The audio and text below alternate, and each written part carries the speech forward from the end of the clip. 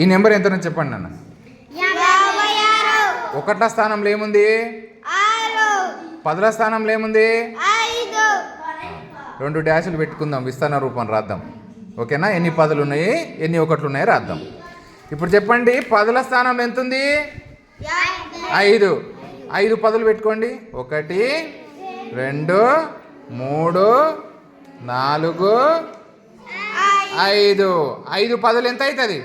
10 20 30 40 50. ఇక్కడ వేయండి. 1ల స్థానంలో ఎంత ఉంది? 6 బిచ్చలు తీసుకోండి.